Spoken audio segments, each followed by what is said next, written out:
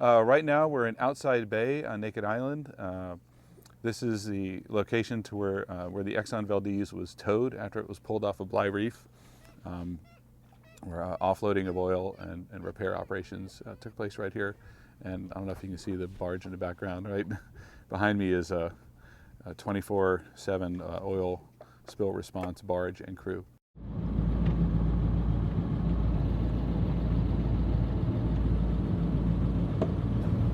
What we're downloading now is a CTD to tell us about the salinity and temperature and water pressure depth and related to salinity and temperature. And that's continuous monitoring. It's on year-round. This is sort of a side thing we're doing. We're just grabbing data on our way to go retrieve the buoys. So the mission we're doing today is the big clean sweep to pull all of our gear out of the water after building a very large data set with deployments in a lot of different areas.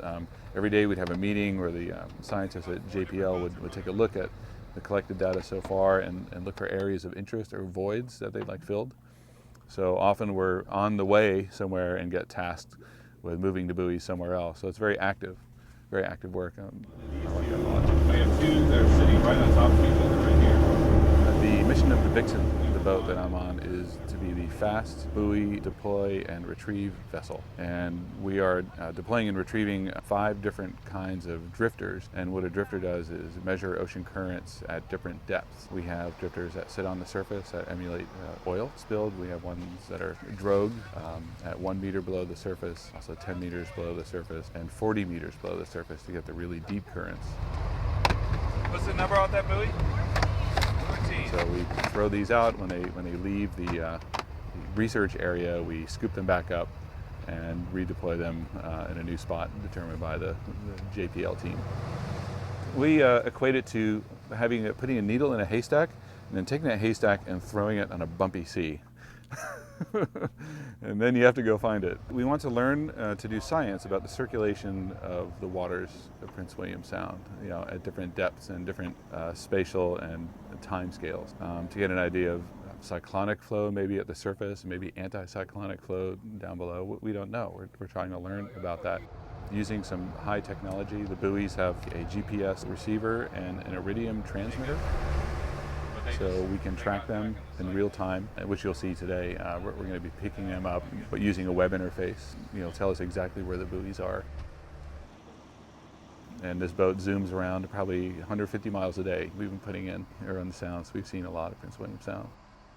It's all being compiled to feed the ROMS model, which is run by Dr. Yi Chao of the Jet Propulsion Laboratory of NASA. And the more inputs we have into that model, the better that model can be constrained to be used to predict the flow of waters in Prince William Sound in the event of man overboard, vessel adrift, or an oil spill. We've lost one due to the battery wearing out. One buoy is embayed in a place at the south end of Latouche Island that has open swells hitting it, and it'd be really dangerous to pull it out of the surf. So eventually that'll get cracked open against the rocks, and that's probably gone. 2 buoys have found their way out of Montague Straits and are beyond Seward right now, and they're still collecting data. Their batteries will probably die in a few days.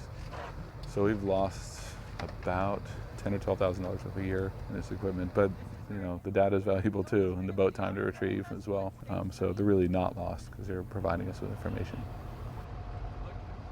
It's just been great having a really funny, fantastic crew. We have a great time on the boat and get our job done. I'm just very thankful for the opportunity.